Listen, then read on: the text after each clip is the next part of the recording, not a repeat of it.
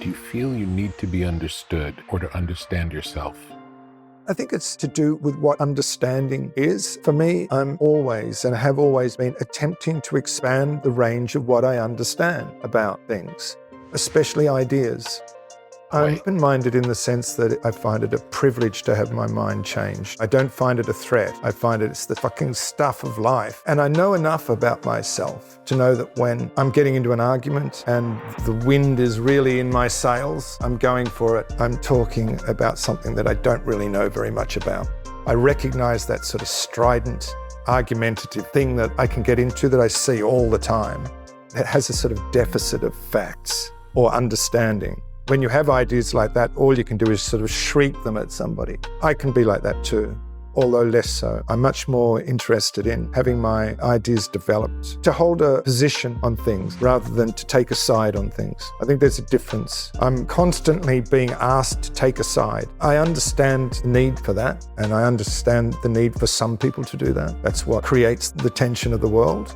I personally find myself more taking a position on things, which tends to be more middle ground, that it's flexible, that it's open to being changed, that it's uncertain. That sounds really healthy. Mostly I don't know. I don't think anyone knows. I don't think we can know. That's right, that's right. And that place of unknowing, I find rather than a disadvantage, is an advantage in life. Absolutely. It's pregnant with possibility. Exactly, there we go. So I don't know about what understanding myself would ever really be. I do feel misunderstood sometimes about certain sorts of things because I'm not interested in sort of defending myself about things. I let the cards fall where they do and people think what they want, but I don't feel the need to defend myself. I guess the reason for that is that my position changes all the time. I just don't know about things enough to take a side in the way that's required of me. Can you tell me something that you used to believe when you were younger that you don't believe anymore? I've written a song about it. I used to think that the people weren't any good. Essentially, my default setting was a general contempt for the world, the way the world operates, the way the people are, and could only really see the world, or the people in it in particular, at its worst. And I just don't think that anymore. This is not a religious point of view, but there is an aspect of that to it. It is that understanding of a common spirit or a common predicament amongst all people.